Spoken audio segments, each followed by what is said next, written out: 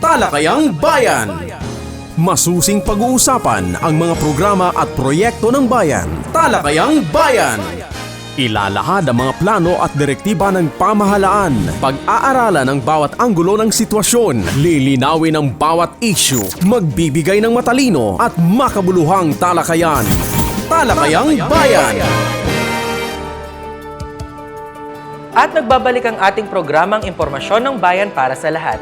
Nandito na po tayo sa ating ikalawang segment, ang Talakayang Bayan.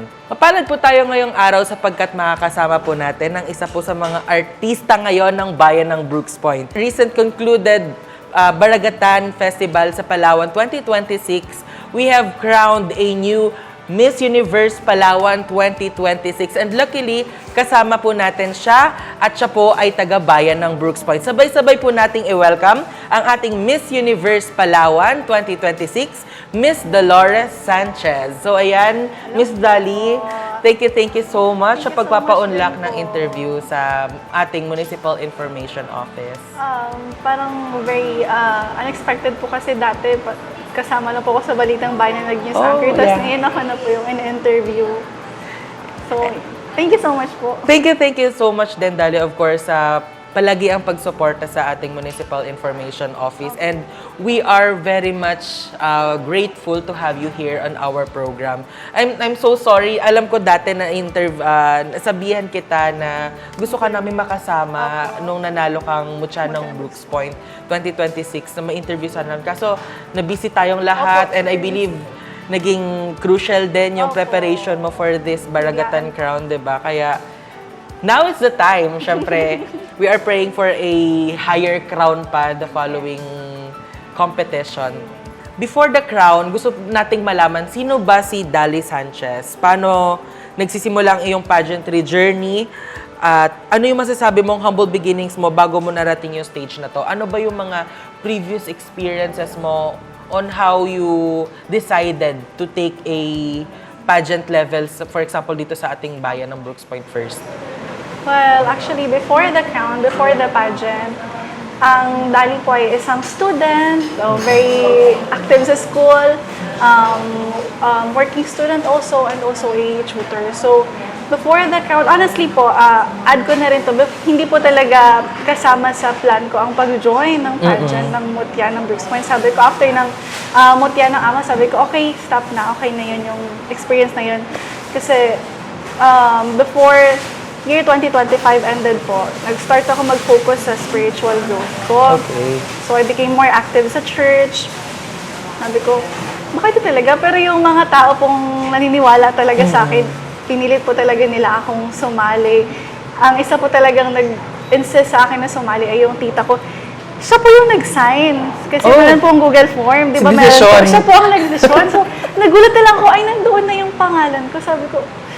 Tapos, before ko po na tinuloy talaga yung pag-join sa Mutya ng Brooks Point, nag-pray po talaga kung ito ba talaga yung will ni Lord sa akin kasi medyo rocky po yung daan ko noon.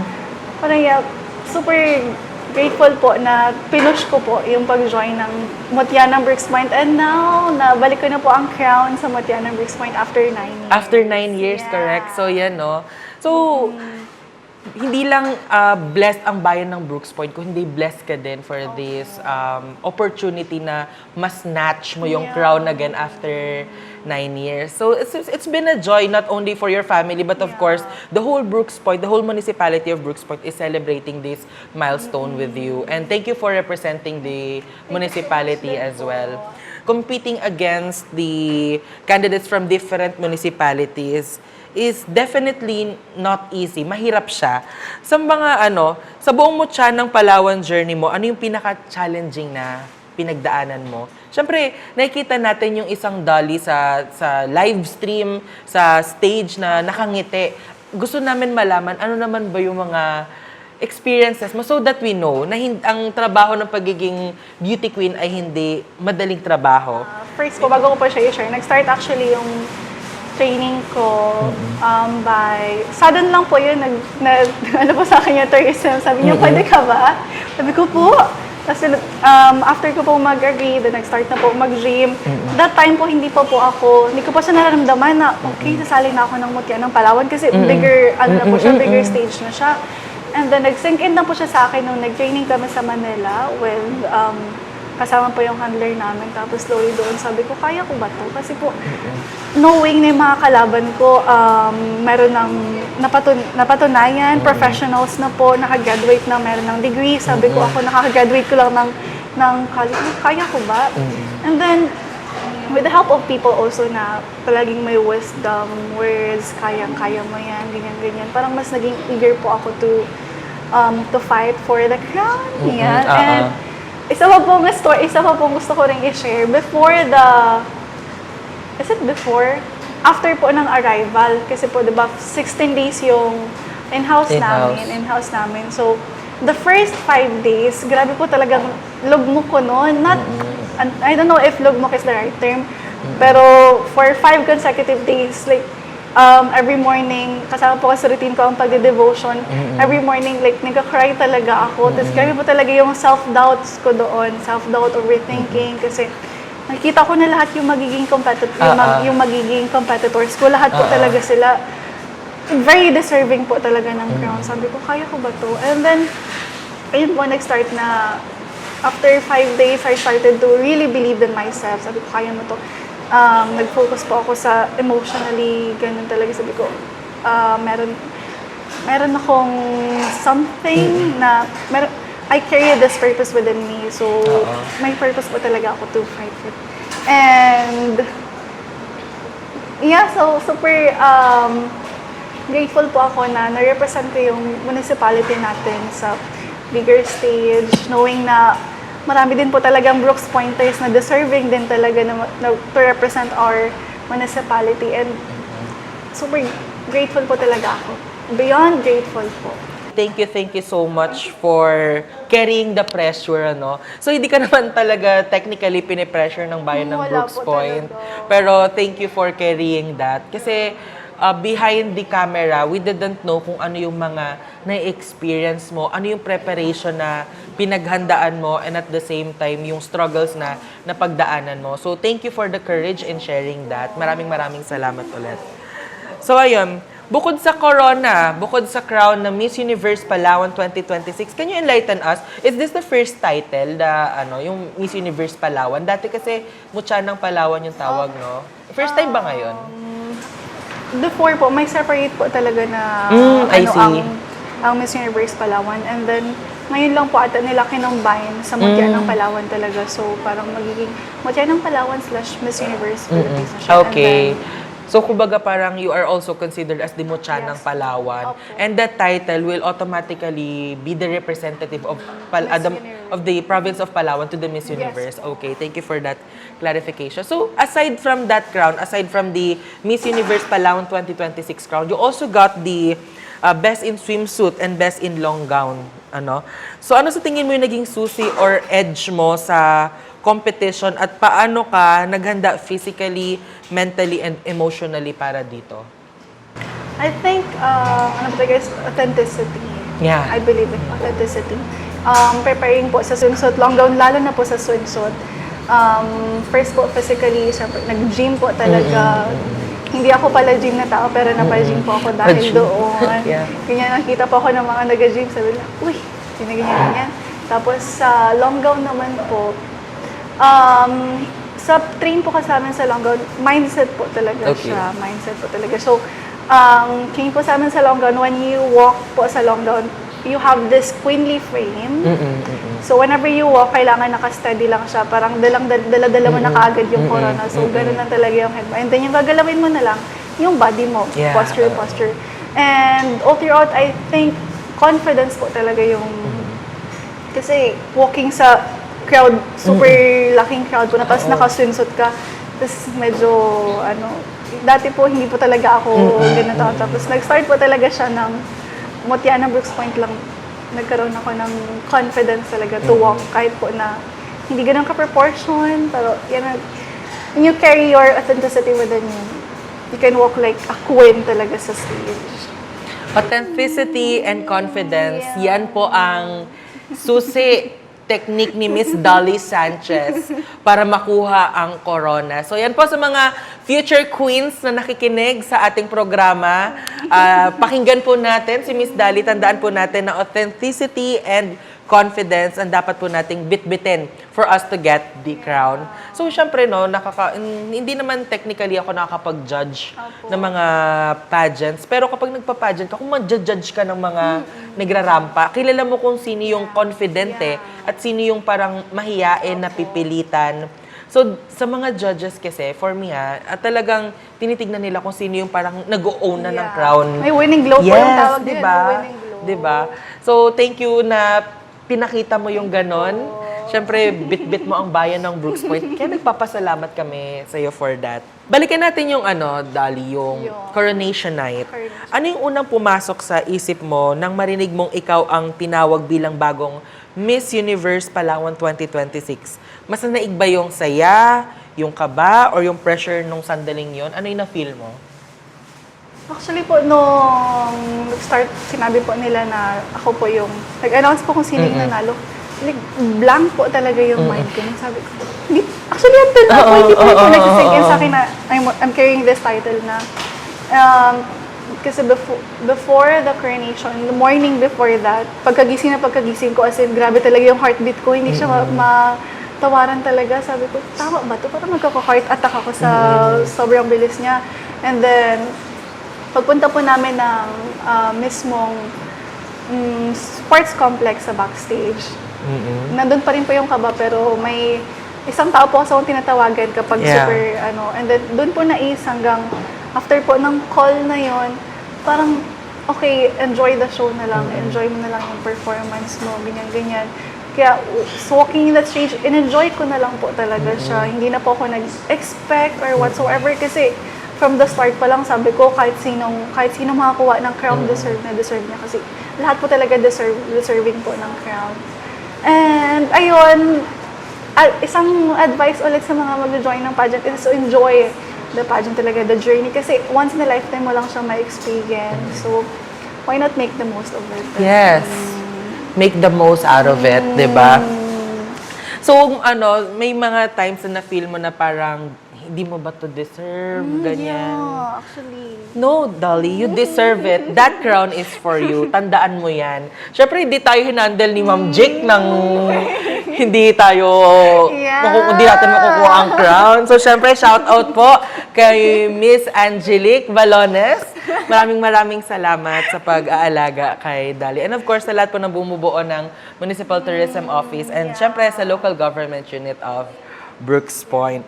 Siyempre, nakuha mo na yung crown ng Miss Universe Palawan. Hindi lang bayan ng Brooks Point yung bit-bit mo, kundi bit-bit mo na rin yung buong lalawigan ng Palawan. Kasi recently, you were crowned as the Mucha ng Brooks Point 2026. Bit-bit mo ang bayan ng Brooks Point. Ngayong bit-bit mo na ang corona at ang sash ng Miss Universe Palawan. Bit-bit mo na ang buong lalawigan ng Palawan. Paano mo hinaharap ang responsibility at yung pressure bilang kinatawan hindi lamang ng bayan ng Brooks Point, kung hindi buong probinsya ng Palawan? You know, I actually see this opportunity not as a burden but as a privilege.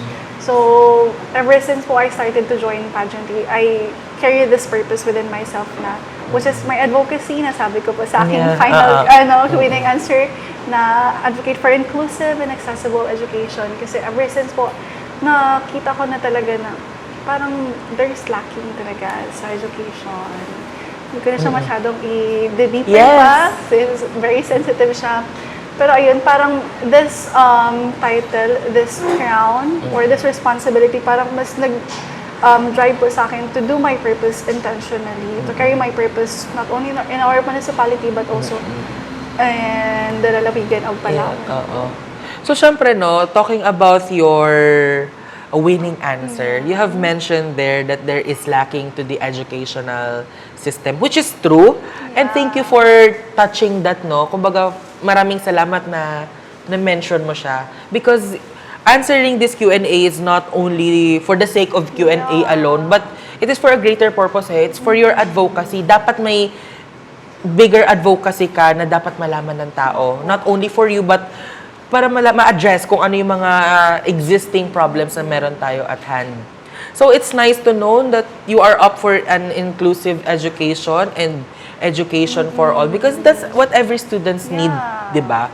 Luckily enough that you were tama ba with highest honors Yes.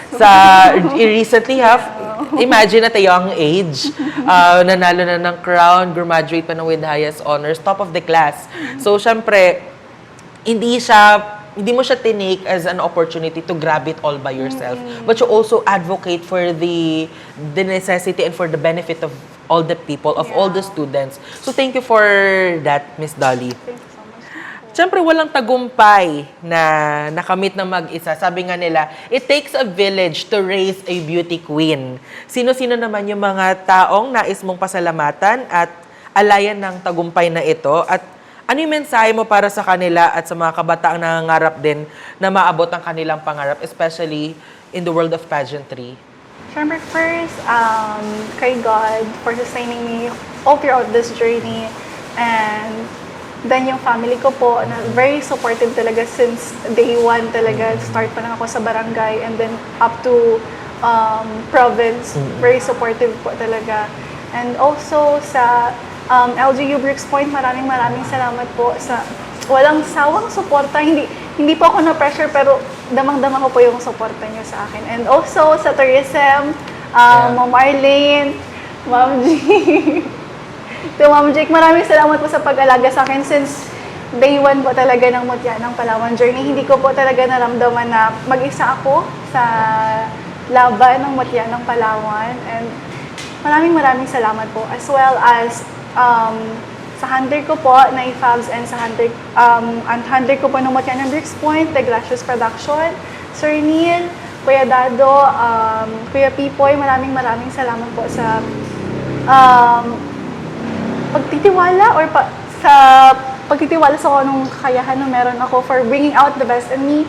And to all those people po na nabanggit ko and sa buong Brooks Pointers and also sa mga Palawanyos po na nagtiwala at sumuporta sa akin sa journey ng Mutya ng Palawan, maraming salamat po. And yeah, maraming salamat po. One word, deserve.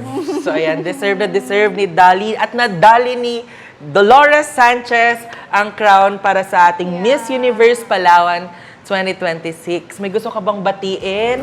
May gusto ka pa bang i-shout out? Shout out po. Isa lang po. Shout out po kayo sa manager. Bigla ko po naging manager. Si Ma'am. Maraming salamat kay Ma'am Jake. Ma'am Jake. And so yan, and there you have it, Miss Dolores Sanchez, our newly crowned Miss Universe Palawan 2026. So yan again, Miss Dolly, maraming salamat sa pagpapa-unlock ng interview dito sa Municipal Information Office. And please note that kasama mo ang buong bayan ng Brooks Point. Of course, syempre sa suporta ng ating LGU officials dito, pangunguna ni Mayor Cesario R. Benedito Jr., Vice Mayor Attorney Mary Jean D. Feliciano at ng ating mga sangguniang bayan members. Nandito kami sa likod mo, sumusuporta sa'yo. So, kayang-kaya mo yan and please get the Miss Universe crown for us. We believe in you. Praying for that po. Thank you so much po. Thank you so much once again, Dolly. Susunod na po ang ating serbisyong bayan pagkatapos lamang po ng ilang paalala. Talakayang Bayan.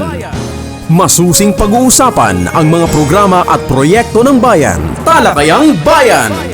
Ilalahad ang mga plano at direktiba ng pamahalaan. Pag-aaralan ang bawat anggulo ng sitwasyon. Lilinawin ang bawat issue. Magbibigay ng matalino at makabuluhang talakayan. Talakayang Bayan.